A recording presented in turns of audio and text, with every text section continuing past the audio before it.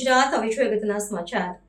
વડોદરાના 100 વર્ષ પ્રાચીન શ્રી જય અંબે કાર્તિક સ્વામી મંદિર દ્વારા પંગુની ઉત્તરમ પર્વની ઉજવણીને લઈને પત્રકાર પરિષદ યોજાઈ। વડોદરા શહેરમાં વસતા તમિલ સમાજની આસ્થાના પ્રતીક સમાન અને ગાયકવાડ શાસનકાળ દરમિયાન નિર્માણ પામેલા 100 વર્ષ પ્રાચીન શ્રી જય અંબે કાર્તિક સ્વામી મંદિર દ્વારા આગામી પંગુની ઉત્તરમ પર્વની ભવ્ય ઉજવણીની જાહેરાત કરવામાં આવી છે। આ અંગે વિસ્તૃત માહિતી આપવા માટે મંદિર પ્રશાસન દ્વારા એક પત્રકાર પરિષદનું આયોજન કરવામાં આવ્યું હતું। શ્રી જય અંબે કાર્તિક સ્વામી સેવા ચેરિટેબલ ટ્રસ્ટના ઉપક્રમે આગામી 31મી માર્ચ અને 1 એપ્રિલના રોજ 2 દિવસીય 56માં પંગુની ઉત્તરમ ઉત્સવની અત્યંત ઉત્સાહ, પારંપરિક હર્ષોલ્લાસ અને ભક્તિભાવપૂર્વક ઉજવણી કરવામાં આવી હતી। દક્ષિણ ભારતીય સંસ્કૃતિ અને પરંપરાને જીવંત રાખતા ઉત્સવમાં 31મી માર્ચની સવારે શ્રદ્ધાળુઓ દ્વારા ભગવાન કાર્તિક સ્વામીની મહાઆરતી કરવામાં આવશે।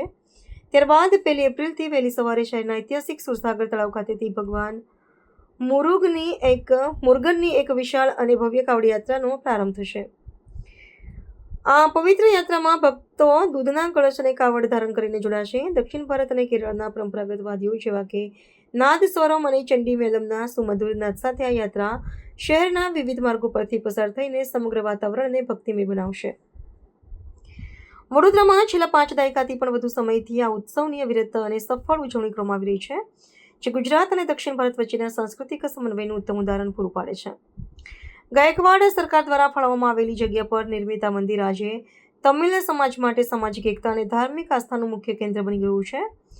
આ પવિત્ર આયોજનમાં મોટી સંખ્યામાં દર્શનાર્થીઓ અને નગરજનો ઉમટી પડશે તેવી અપેક્ષા સાથે આયોજકો દ્વારા વ્યવસ્થાને લગતી તમામ તૈયારીઓને આખરી ઓપ આપવામાં આવી રહ્યો છે। શ્રી જય અંબે કાર્તિક મંદિર જે આપણા રેલવે સ્ટેશનની સામે સ્ટેશન રોડમાં જનમહલ પાસે છે। એ પુરાતન કાળનું મંદિર છે અને કાર્તિક ભગવાનનું મંદિર છે। આમ અહીંયા શંકર, પાર્વતી, માતાજી, નવગ્રહ બધા ગજલક્ષ્મી, ગણપતિજી બધાનું અમે લોકોએ અહીંયા પ્રાણ પ્રતિષ્ઠા કરેલું છે। અને પણ ખાસ કરીને આ જે કાર્તિક ભગવાનનું આ જે કાર્યક્રમ છે, આ જે પ્રસંગ છે, એમાં ઉત્સવ એમના લગ્ન પ્રસંગની વાત છે। તો 31મી તારીખથી શરૂ કરીને જે રીતે આપણે લગ્નની પહેલાં સંગીત રાખીએ છીએ એવી રીતનું એક સંગીતનું કાર્યક્રમ રહેશે। 31મી સાંજે 6 વાગ્યાથી પ્રારંભ થઈને ખાસ કરીને શહેનાઈ જે સાઉથમાં જેને નાદસ્વરમ કહીએ છીએ એનું કાર્યક્રમ થશે અને એ બધા માટે જાહેર કોઈ બી આવી શકે એવા।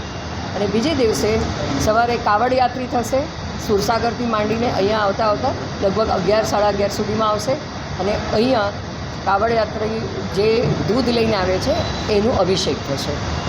કાવડ યાત્રાનું શું ખાસ મહત્વ હોય છે? શેની માટે કાવડ યાત્રાનું શું મહત્વ? કાવડી જે છે એ ખુલ્લા પગે દૂધ અને ઘણા લોકો હલ્દીનું પાણી હોય, હલ્દીનો આપણો અભિષેક કરતા હોઈએ છીએ, તો અલગ અલગ જાતની વસ્તુઓનું અભિષેક કરતા હોય છે। જે વિગ્રહ છે, ભગવાનનું જે મૂર્તિ છે, એ મૂર્તિને અભિષેક કરી પોતે પ્રાર્થના કરીને એ લોકો એનું આવાહન એની અંદર કરતાં લઈ આવે છે।